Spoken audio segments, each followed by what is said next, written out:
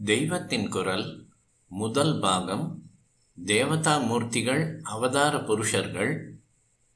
கருப்பும் சிவப்புமான காமாட்சி. அம்பாளை பற்றிய பல ஸ்தோத்திரங்கள் இருக்கின்றன. இவற்றில் ஆதிசங்கர பகவத்பாதர்கள் செய்த சௌந்தரிய லஹரியும் மூக கவி செய்த பஞ்சசதியும் ஈடு இணை இல்லாமல் இருக்கின்றன. தேர்ந்த சைத்திரிகன் ஒருவன் அம்பாளின் ஸ்வரூபத்தை எழுதி காட்டுகிற மாதிரி இவை அம்பிகையின் திவ்ய வடிவத்தை அப்படியே நம் கண்முன் கொண்டு வந்து நிறுத்திவிடும். அவளுடைய மகிமையினால் நம் மனசு மூழ்கி கிடக்கும்படி செய்யும். கண்ணுக்கும் மனசுக்கும் எட்டாத பராசக்தியை கண்ணால் காணவும் மனசால் அனுபவிக்கவும் செய்கிற வாக் சக்தி சௌந்தரிய லஹரிக்கும் மூக பஞ்சசதிக்கும் உள்ளது. கம்பீரம் அத்தனையும் சௌந்தரிய லஹரியில் அடங்கி இருக்கிறது. மார்தவம், மிருதுத்தன்மை முழுவதும் மூக பஞ்சசதியில் உள்ளது. மூகன் என்றால் ஊமை என்று அர்த்தம். ஊமையாக இருந்த ஒரு பரம பக்தர் காஞ்சிபுரத்தில் குடிகொண்டுள்ள ஜெகன்மாதா காமாட்சியின் கிருபா கடாட்சத்தையும் அவளுடைய தாம்பூல உச்சிஷ்டத்தையும் பெற்று உடனே அமிர்த சாகரம் மாதிரி 500 ஸ்லோகங்களை பொழிந்து தள்ளிவிட்டார். அதைத்தான் மூக பஞ்சசதி என்கிறோம். பஞ்ச என்றால் 5, சத என்பது 100. அதிலே காமாட்சியின் நிறத்தை சொல்லுகிற போது செக்கச் சிவந்தவள் என்றும் பல இடங்களில் கூறியிருக்கிறார். கருநிறம் படைத்தவள் என்றும் சில ஸ்லோகங்களில் சொல்கிறார். காஷ்மீர ஸ்தபக கோமளாங்க லதா, குங்கும பூங்கொத்து போன்ற கோமளக் கொடி, பந்து ஜீவகாந்தி முஷா, செம்பருத்தியின் ஒளி படைத்தவள் என்று சொல்கிறார்.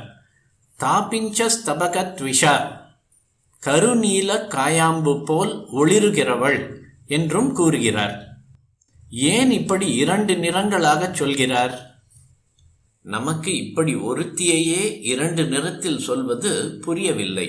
சரி, சங்கர பகவத்பாதர்கள் சௌந்தரிய லஹரியில் இதை பற்றி என்ன சொல்கிறார்? ஜெயதி கருணா காட்சி தருணா என்கிறது சௌந்தரிய லஹரி. நல்லதற்கெல்லாம் உற்பத்தி ஸ்தானமாக ஷம்பு என்று ஒன்று இருக்கிறது. அது பரபிரம்ம வஸ்து. பரபிரம்மமாக செயலின்றி இருந்தால் போதாது என்று அது லோகத்துக்கு நல்லது செய்வதற்காக ஒரு ஸ்வரூபம் எடுக்கிறது. அதற்குத்தான் அம்பாள் என்று பெயர். நிறமில்லாத ஷம்பு உலகை காக்கும் கருணையினால் அருண வர்ணம் கொண்டு வெற்றியோடு பிரகாசிக்கிறது. ஜகத்ராத்தும் ஷம்போர் ஜெயதி கருணா காட்சி தருணா என்கிறார் ஸ்ரீ ஆச்சாரியாள். சூரியோதயத்துக்கு முன்னால் கிழக்கில் பரவுகிற பிரகாச சிவப்பு தான் அருண நிறம். அருண நிறம்தான் கருணை நிறம். அதுவே அம்பிகையின் நிறம் என்கிறார் ஆச்சாரியாள். கருப்போ அழிவின் நிறம்.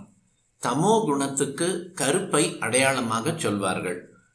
தூக்கம், மரணம், சம்ஹாரம் எல்லாம் கருப்பு. காருண்ய மூர்த்தியாக காமாட்சியை சிவப்பானவளாக மூகர் சொல்வதுதான் நியாயமாக படுகிறது.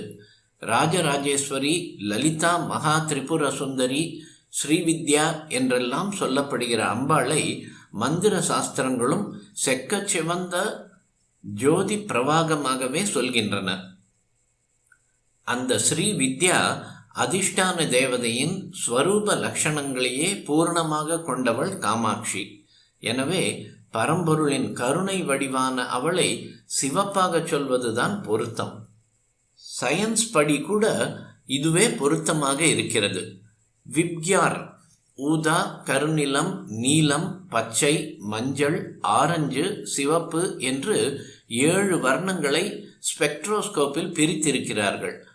நிறமில்லாத வெறும் சூரிய ஒளிதான் இப்படி 7 நிறங்களாக சிதறுகிறது. இதில் வெள்ளை, கருப்பு 2ம் இல்லை. ஒரு கோடியில் ஊதாவை கடந்தால் கருப்பு, மறு கோடியில் சிவப்பை தாண்டினால் வெள்ளை. அதாவது வெளுப்புக்கு ரொம்ப ரொம்ப கிட்டே இருப்பது சிவப்பு தான். நம் கண்ணுக்கு பரமஹிதமானது வெள்ளை தான். கொஞ்சம் கூட உறுத்தாது. ஆனால் அது நிறமே இல்லை. நிறம் என்று ஏற்பட்ட பின் ரொம்பவும் ஹிதமாக மிக குறைவாக உறுத்துவது லீஸ்ட் டிஸ்டர்பிங் கலர் சிவப்பு தான்.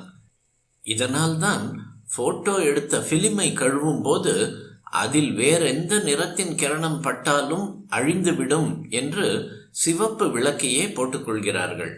நாம் சிவப்பு கண்ணை குத்துவதாக நினைத்தாலும் அதிலிருந்தே இன்ஃப்ராரெட் என்கிற மிருதுவான நிறத்துக்கு போகிறார்கள். இந்த இன்ஃப்ராவுக்கு மாறாக மறுகோடியில் உக்கிரமான அல்ட்ரா வயலட் ஆழ்ந்த ஊதா இருக்கிறது. அதற்கப்புறம் கருப்பு. அம்பாளை கருப்பு என்றும் கருநீலம் என்றும் மூகர் சொல்கிறார், சிவப்பு என்றும் சொல்கிறார்.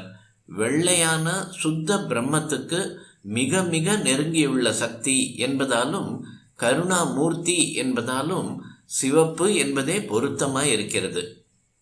அம்பாள் கிருபையால் அவளை பிரத்யக்ஷமாக செய்த மூகர் ஏன் கருப்பு என்றும் சொல்கிறார்?